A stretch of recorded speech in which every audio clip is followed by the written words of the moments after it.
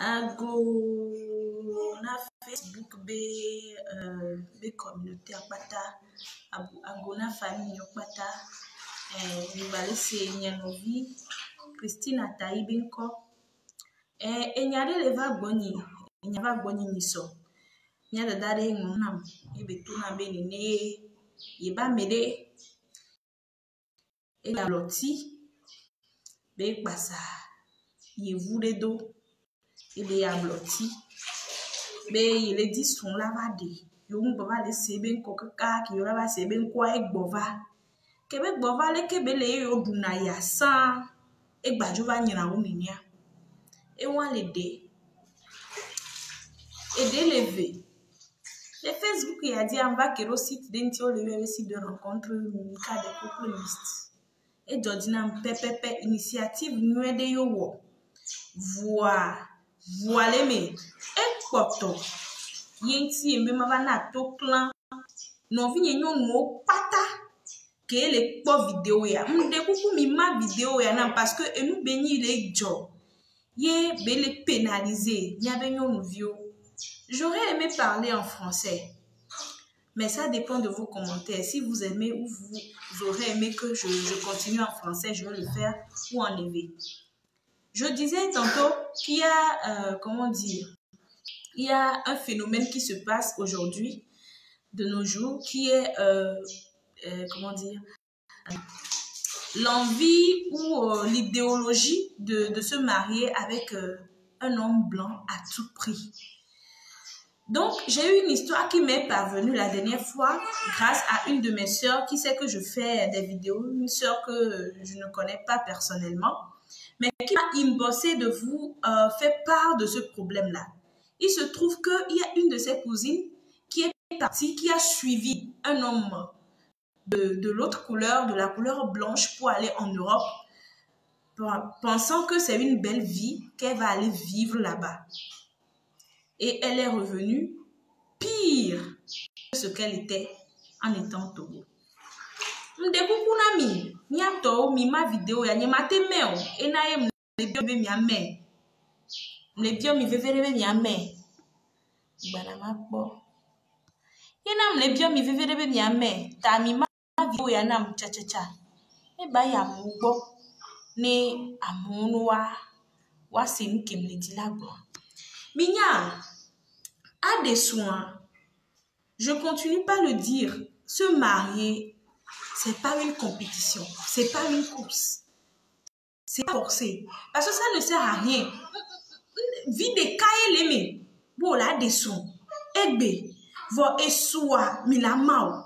Vie de kaye leme, yo là des soins, yi on la trouva pour situation, on la trouva nira. So ou le kebe le sang, de beaucoup mi ma vidéo ya de beaucoup gande na mi. Elle les bébés na muto, il n'a même mi dati po folie komi wona. Je veux parler à mes sœurs, je veux parler à mes mamans. Nde kuku mi ma vidéo ya. Vite quand il bébé a des sons, il a soué ma dépôt et dioma jemeo. Totola no hano, ola ho hypertension artérielle, ola ho on a cœur, on a dio balo alors on t'a métier, on a dio blé d'arrêt. Nous sommes pata, que ce soit un homme blanc ou rouge, blanc, noir et délicat, il est voici. Combien ils ont un seul unique comportement, celui d'un enfant. Tant que tu n'arrives pas à cerner le caractère inné de l'homme, ce qui caractérise l'homme petit H, cet homme-là que tu recherches, alors ma chérie, alors ma maman, alors ma grande soeur, je suis désolée, tu auras beau chercher ton foyer, tu auras beau, je ne sais pas, trouver un homme de couleur vert, jaune, mais ça ne résolvera pas ton problème. Mais il a un problème. C'est pas résoudre le problème. Mais si vous avez un peu de miledi, mais au bena ne que on est mal. ne yuani honu yuadi honu yuadi wade ame won munya bena deke ku deke ntie mi le di odo wa minya ne okwa me ale gbo ya me amu le pompo na me amu le dogbe ke yo senawa yipo la kwa me abenyi huvi egbe masse lodu alo egbe ke mi se lodu ayo pour la soba me ani huvi si kwa ame asusuwa de ka enyare kai no natani na nyapata mi be mi le di yovo ye mi le di tre mi le di agbame ti o mi ma ye wa mi le yi fi ko e dan ma to cha mi le to ye mi be mi le di yovo mi so be yovo cho munyam kentie mi le di oro a mi so be na o jomo vi o nya be na nya me do wa mi le di oro ganti a mi le di oro papier ti a mi le di oro bon situ mi ngbado illusion wane mi tu pas revenir en vous-même. Je sais, Amédo le dit yovo, doit be culture unti. Mais combien sont-elles? Combien sont-ils? Surtout, combien sont... Tommy, excusez-moi beaucoup parce que connexion on allait déconner. Et puis, d'abord, et toi va. Les blancs sans benade. Amédo le dit, les nébé yovo, alors Amédo le dit, les nébé relations, juste pour l'amour de la culture. Parce que quoi? Entre-temps, les Niambo l'Afrique, il y a eu trop d'interdits, il y a eu trop de tabous. La sexologie est devenue un tabou de telle enseigne que nous sommes à souhait, nous sommes à souhait, au dewa nous sommes des sons, nous sommes à son bon, qui est où n'y a que ton cesse, nous sommes pour la gérer côté sexuel. Quand bien même que le côté sexuel est primordial, on sait, c'est pas seulement le sexe qui fait un foyer, mais ça rentre dans tout ce qui est comme épanouissement du foyer. Quand bien même le sexe est important, est primordial dans une relation de couple. Ce qui fait que même les sœurs africaines ont tendance parce que au point où on a romantique ou on a ouvert d'esprit ou on a des qui ont dit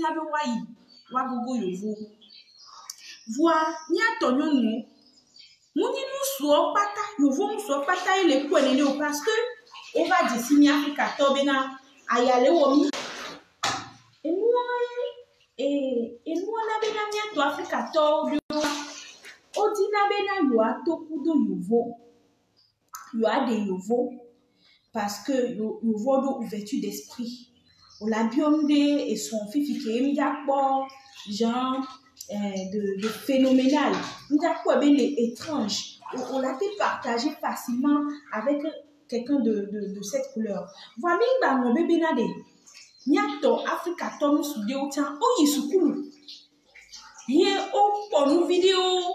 Yo nya nous ni relation amoureuse. Vos mileti dit. Ben y a des sons. Yé mille ici tout le monde dit. Mimia me ko mille dogo. Surtout Facebook a amere mia merolo. Mimia me ko mille dogo mille pasawado. Matona mi bename nous si à nous. C'est pas tout ce que vous voyez sur les réseaux sociaux qui sont vrais. Ah mais si elle me dit vues, tout le monde veut des vues. Tout le monde veut être connu, tout le monde veut être célèbre. La plupart des gens veulent être célèbres, veulent avoir des vues, veulent être connus un peu partout dans le monde. Donc, ils habillent, ils changent le décor et ils vous donnent un film bien joué. Je vous renvoie, les deux millions de films que Nollywood joué. My Husband, My Housemates. Les films à Miamila, elle fait tout, elle dit aux gens que son mari cuisine pour elle. Ils sont les dana et c'est quoi? Elle m'a traité dans nous soit vanné va fouin. Comme les réseaux sociaux disent, nous soient les obligés de faire bonne figure. Donc, les nebenu, yé Jonah, niato. Et bébé toi de. Les nebenu soit promis doit me aller. Tout nya bena. Nyabe et ga. Wabe ga les fous, nos convertis va. Nyabo les filles. Et sunabo. Yé n'abo na belle vie. Il n'en avait mis pendant ces bénins ou les aisés. Alors que c'est pas. Il n'avait pas Et nous, dès que nous donne nous promis, wa be dunia, wa be gare. Nous, wa be gava, mi be dunia. Et sunabo. Ce qui fait que bena, ni mi founois, ne on va bien boire, on vivre une vie de luxe. Va nous y wa boire. Mele ke yo susui. Mele ke yo kwa la pupia me. Mele ke be so fion wa mele ne be ve mo. Yo vola ploifun enya bole di homa. Mi suero mi aro ko dilo. Ola onya me a ga ko bele di so egba lo ni are ke ko bele di so egba bele bele no. Nu ko la ona ni ba me. Ola so di obli bola ho ni ba me.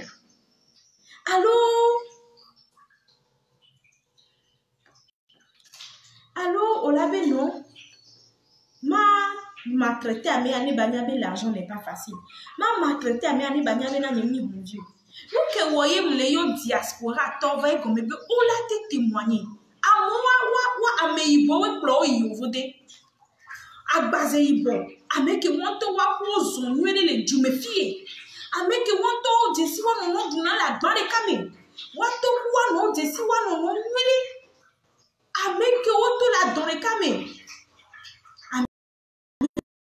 Ka baby wo plo yovo di agbe ko ve les ankoua mais on agbe ko ve les ankoua mais on ye amegogo to wade oma odina swamede amona yeyi no nwede no ve koro yovo wade ade et nous boué les jona on va une autre réalité. Une autre réalité. Éduquez-moi, d'ici pas. On mouille pas. On doit me récupérer les fonds pas. On l'a pas sauvé que ça va être autre réalité. Mais nous devons beaucoup me partager vidéo parce que c'est insupportable pour moi de voir mes soeurs souffrir et de se jeter dans quelque chose innocemment, dans quelque chose qu'ils ne maîtrisent pas. C'est pas possible. Ni dona nye benade ni anovi Africa tota nous soigner. Nos frères africains sont... C'est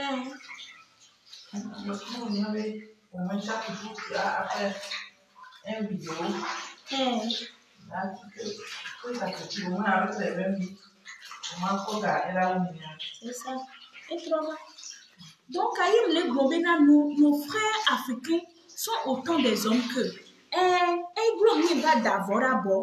parce que Africa vit didiemni et genviemni ni a genwade e glomi tuna kumia ba vo muni benade ni ave do yovo be tenu on pa aw no yu Africa nawade no to Africa to ade atoku zinzi ni afofo Africa to ade wacha o yi les bons filles disent mais ni abe le cas de Africa to ni afofo ade o yi school la o plan ni on gbale we so kudo o tade nuko wona e ko nya yo la o wonu mo ela nya ko la ble nu swado o wonu mo ela nya fi ko la le na nu swa moni parce que be ni yo venti ya ela o de ko amede mu de na nu su be ali atamene o aw no de nu su yo so su swado tamea o la ko gbele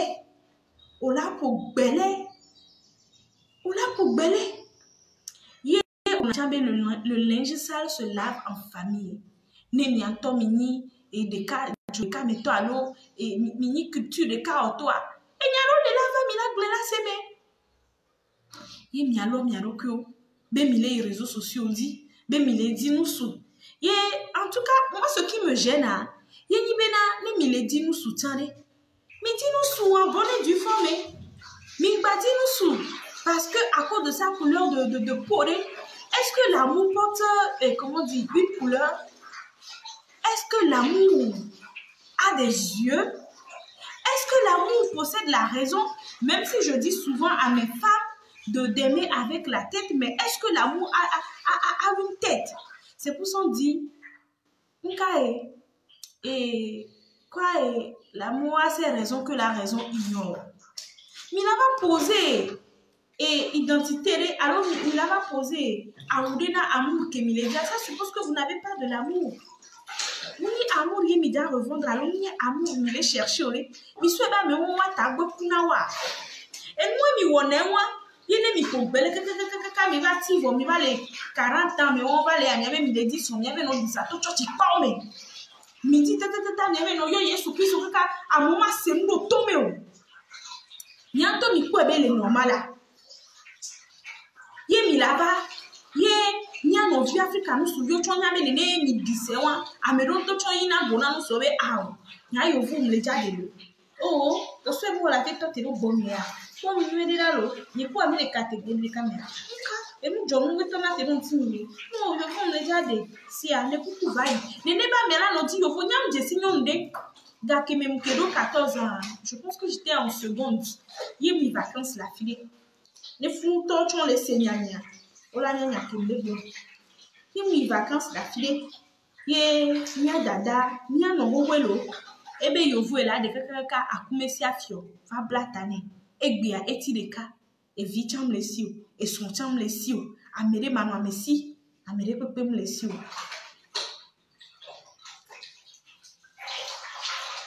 Oui, mais coucou m'y partager. À mes propos, les globes, n'a que la vérité triomphe. Tout ça très intéressant. Partage. Donc, allez, mais à etier des cas, et son les siou, et vim les siou, et des cas type domi. Ton ami nous sont que on dit à chisare. Nebe dometore pepe de son tane, et la te va y fouiller. Nous sommes là bas, ouais. Nous sommes là, non, là, déa. Ah, oui. Nous les dit soigner. Amébé son on a dit que ton âme sœur n'est nulle part ailleurs que dans ton entourage. Ça, il faut le comprendre. Il faut le comprendre. Et son toto collégiade, nous soukele long nous souvent des nous les didi penaola. L'homme là n'est pas très loin de toi. L'homme là est très proche de toi et toi tu ne veux pas voir parce que tu as les yeux plus gros que ton ventre. On a dit yovo. Non, on a bena, on le dit mi adekea. Il faut sortir. Donc, non, il endroit pour la tina benari. Nous qu'on le dit, on l'avait quoi. Mais bateau tu es très désespéré parce que quand tu te fais désespérer, ils vont te traiter comme un cas désespéré. Et c'est le désarroi total. Et il y a un moyen de m'a partagé pour nous. Avant les yovo de nous la tête tombe que les tuoa ni la famille. Voici africain wa n'abe orgueil que mais kakabina n'inde le wa mede le fua no vi wa mte glono de peur que bena no ami ala be mi yovo de kaka yeke le fi ento chen ba le mi o ma ami ala be leke enu wa na bena nya to mte glono enu to le tuo va me de kuku na diaspora to ko le film de kuku mi ma vidéo ya nyemundo gadio nyemu wa make up gown nyemundo awu ke hoti kaka wa enya ke mle gwa e hoti u sale yi mtibe mi ame mutibe na re nya yo vode to are ni mi gwa na to nya na una nya no fio amere la be ye dada le yo vode owo ke mwa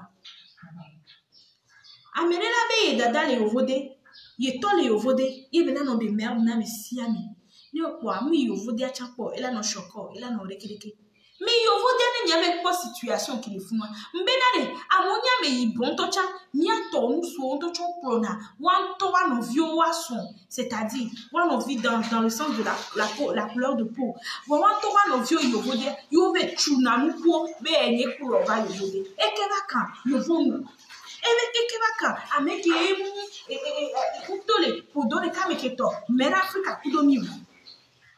Nous la sommes quoi? Et mi la on jouer film pour nous. On la sommes quoi? On avait notre traité de Siena. On la sommes quoi? Et non, on la notre dokumi. On la sommes quoi? Et nous maé. Il y a notre jour on a dit. Nene la job. Nene la ma réseaux sociaux dit. Ye miya et vio miya se gomme benade. Et nous y a des kede kebe ineyo. Mi hunkulo. Africa Dieu mi beaucoup. Mi beaucoup. Ne ame beaucoup la te dans vidéo ya kede ye mi ma no so de mi mo. Et Camille. On y met la réseau internet à l'époque. Il y avait nos film, il y avait nos coconou, il y avait nos pommes maïmaïo. Mais pour nous, qu'on la devina, et à mes cola pompo, il nous avait y a la jef, surtout la gâteau de mi sou et redia. Nous, on les dit, il faut des comportements, mais nous soignons nos galants. Fions-nous, ouais. On ne change pas une personne, ça c'est vrai. Chasser le naturel, il revient au galop, c'est vrai. Mais on te wela nya ayeke, fiki ola no lena ne ba me. Oh chérie, o kole ko wona na me ade, onya be mu jolo jina mo wa. No we na me kare manyo wa. Ni kula no we. Et nous consommons les films moments, et les réseaux sociaux dit que tu as une réalité là, mirage et non yebevio mito lebelo. Et puis les familles.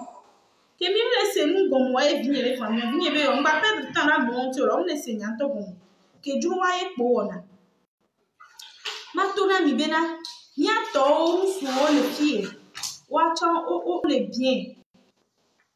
Nyato soit les filles qui ont les biens qui est bien benade nyato ko mi développer mi avec pays mi pays mi nyamu ke be mi to mu nyame na mi edi mi de pepele e duwara me gwe mi le pa mo le fun ameron to nationalité voix mi le pa o tare nyom vi no le di mu soare nous souke la non alors quand nous souke non yade ndé pepe ko blonné la wenu non gbe nye blonné ko la wenu nous souke mu non wali e ye mtina be ya wo effort c'est vrai nya be culture mais nya so wali o mu prole ko wona chapeau parce que papa be oh on la school e ya ken non yo fi ko le yu nyele ti ba do funa me be fi o no wa pro ndé ba na mu la ho ya mu no do funa mere via o la to la o menalo alo mama ga o mero yo do na bubu diani o manya ke to e o la nyom di ogro na ni bo bena no gbele da sa ni kwa o fulo no gbe inu sugbo kwa e fulo o mja fi o menale le kere yo la yo rari e nyina parent do ko fiona ye ma de kuna parent do benale nde ko kwa de ihi ale tro e no ale ke zan le do le tro eweke egunke vade ye be na no du egunke va ye be we mi na no du ma ko se be mi gbale enu ale ko le mema 1900 pele be me be mi na no wo awo e mi la no ido tare nde kuku na mi anyom vio non vi le be na lo ku enyi yovo enya me ibo ni towe kwale elale bena ina nyanyere bena le no le di musu tonto musu kela o ma do wale o cha nyinyo tonto nyinyo de même catégorie nyinyo de même classe nyinyo de même envergure oui de même envergure nyinyo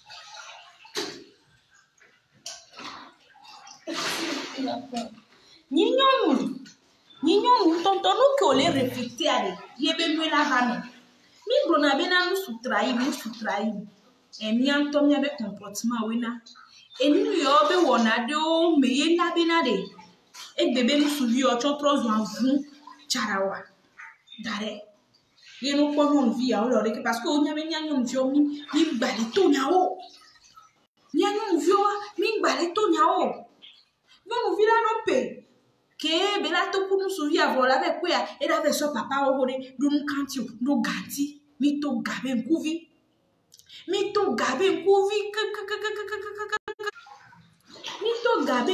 kaka fike mi aba lo nsuo a ni be mi aso alo so do nde kuku na ni no po nsu be ade o be na me nto yo ne ba klenko no po sika no de sika to no zika le do me a o mu ja no la ho mu brie na lo mu klena se de ke mi le ku no o ba jere lo do no po sika de ba kulo ne keke ibe yina sika o polir ni ne be le won donc ade on to ko mu suvi o ni on to a jere lo bro mais derrière un grand homme se cache une femme ne be nyi won Et sur la te dit la glédie, la te dit villageois, potia, voix, au bé gododo mea, les cadets moi la vanille. Oh, pour n'entendre jamais nous souder les dawa, nous yena, nous y les plénéolo. Oh, ben nous souder les poils, y les dire, pour gaminer la vanille, ok. Les bêtes pognon de à quoi nous belle agbamine bois. Ou est la coffee fité. Y nous pas de cabio. Oh, quel mot de son. Va nous tout et non pas de son. Ebe non me, ebe yi me, ebe bobo me, y les défions bé. Non de la radine. Vous non vu que les din tontoa. Ni mate va pour ya vous que ni nam si chame manoa.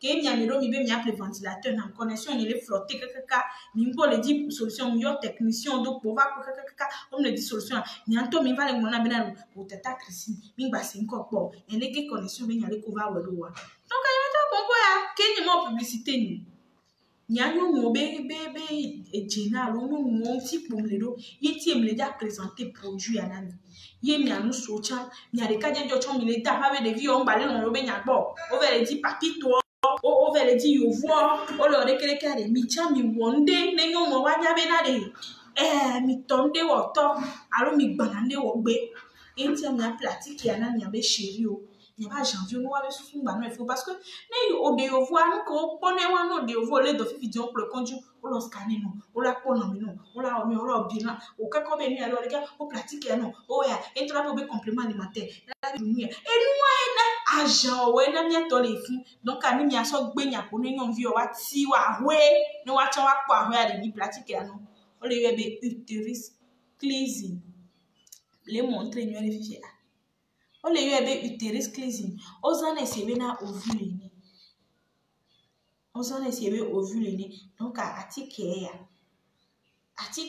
ya nya so fi nya de ni mva ko na po gbalo nza yem so fiona ni e bon ebe na ni mama sonde so va sanami voye baba no pouva na mi wa awo donc ani ni to manya be le kebela no le nyantia so ni to mvane atike ya o la dérouler de ke o donner ces stérile façon ni yo la so do nomi e kaya ela no muan nu kai produit ya wono no ni agent vigno agent dikanyo nu kai produit ya wono no so do yon mia ne manye wono manye etonya suyo manye e bla soutien o string de wa do ne produit ya va quoi wa ki o la pekon na mekete wa e te una no do na problème de fibrome de kiss yo bola o do na wa a ono ni be vi gamba jo wa le corona va glende pepe va ni a pratique ya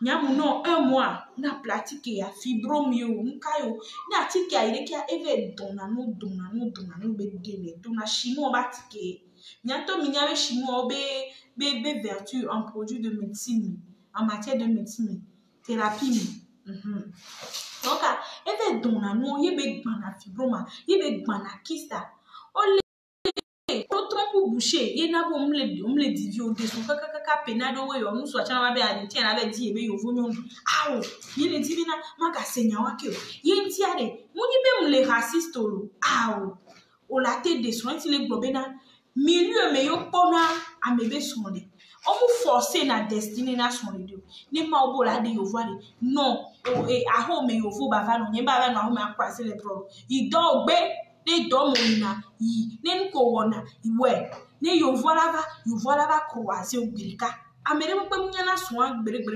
la di sa to afi wa so anto e va nya mere simple vire ko ne be nyine mo donc on la te de yo fa va ngba be forcer be na ya de yo awo ne yo vo va na ahwe na me bo va na ahwe ni asiatique va na ahwe donc no de so yo mle divio wa no swatike ya so bofu ma trompe boucher na wo nka be wo ela de to kekeke no ni baby no wetleka o la fofu o la divi no se akaredi ni mva na ba pona po ni balo awo mpona po en conséquence de causier en tout temps même afio mi produit de nesa egbere wa mva ko be me sa me hola gbe acha le na me ko le di gbe acha e cha no dina vi na me acha le di gbe apa neva ni manyale ke magbona ne ni procédure Kenya wa et moi et ne oninyonu produit ya nyona nyonu to la nyanye nyoro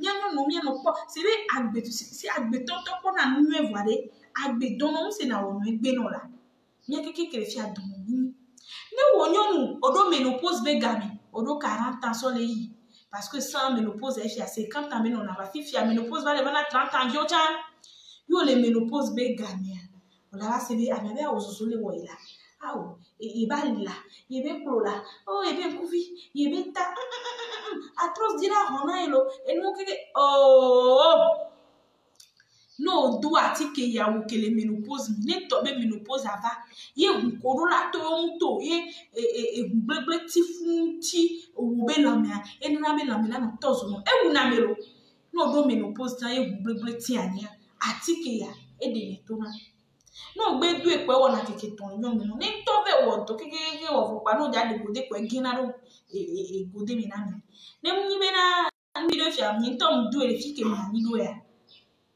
keke do mi a wo tre ka kundo ya mtondo mi donc e ya me chama zeni egbeglo egbeglo enu tro ma gbagbe ga mi ani amopo no mo ja be tugbede nchama tro ni to am do le fi ni de marketer so fi me marketer ma so fi me e ka ese donc ari e de na gbeglo to utérus cleansing yo produit nde kuko le en promotion jusqu'à fin juillet quoi bon et ben gars et n'a pas eu prix normal dit donc si vous êtes intéressé inboxez-moi donc enyewa nke so be photo le to chanso daro page midi ami adoe kebe doe a manière donc on kebe doe voix et au 3 juillet be gien et perte blanche on to blague on ni en top mon abe homai nyebe kwe imsoro da mi fuma donc enyewa nde kukwa de son de diale ni tukara be nyayo yo vode yiyale ni forcer yo ayi yo vode agave boya e de fun asa inu keke amede di habe kojo ba yo vode voir visa mu le tonio kojo je tre me jagba me visa mu le tonio e sa to abe de yin gba visa mu le tonio e se ebe ho me no visa mu le tonio kojo yo vodo me menye to kojo vane mi anu Africa kojo yo vodo me menye to kojo vane mi adagbre qui t'a dit que là-bas c'est le paradis qui t'a dit que là-bas c'est la belle vie il y a aussi la galère oh baba il y a aussi la galère oh kojo il y a aussi la misère oh kojo yo vodo me menye to kojo vane mi anu Africa. Oh ben nos soeurs là-bas sont devenus des prostituées. Nyama no Africa.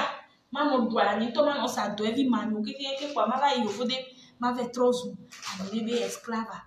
Oh, mi ni esclava isa. Ma gaba ni esclava. Alo ma jole Africa mano mo do ni me kwa mava ni yo vode pa. Ma ve no mo siliti dia. O mu to na mi be na ola ifun to cha le doa me ameke yo bo neva ola ngbaraki. Ola yo vode ola ve korwa europora. Ameke yo be oneva ameke yo be va joa me la no vi va ma poa ola yo me ave numéro a portable la no titi ola yo me ave numéro a ma soeur amon to chona on la va gbo vono une semaine gros sur les 2 semaines avec ma soeur mon frère il faut te chercher mon cœur et la tête de tout le monde dit et mon dodo dit et dire les gens aye le po et ne ba jana le funu yo na be neige njani nya be du po omi po omi ale kebe no po ko ru mu fe fast neck po o la ve so ko so do ni be ni no vi ni no vio mi ano via fofo mi ano vi nu su yo ko l'Africa wa chonyo wa chan gbeto ni wa chan su ke oni wa chan son de to ke oni e gama no mesia e na be na de o la pe ba mi am le ganon fo ne be nu su ono de mi le fi yo o vi lucieuse na mi ani ne mi va jo yo vode ari e mi va jo ifunwa e mi la be fe face be réalité o la ko me le ke be no na garan ku an gbate no go le be ko to ne na restaurant mi na piscine mi ve na maison cas de repos mi na hôtel nko mi tina funu wale ngbale ni N'était sur Facebook, dit, me suivre une vidéo, c'est comme elle dit qu'elle est congolaise ou bien camerounaise. Elle est très jeune, à l'âge de 26 ans, elle a fait 3 enfants au gars de la couleur blanche. Les doigts avec John, mais l'Afrique, le gars a pris soin d'elle. Quand tu es au dernier Afrique, bébé play.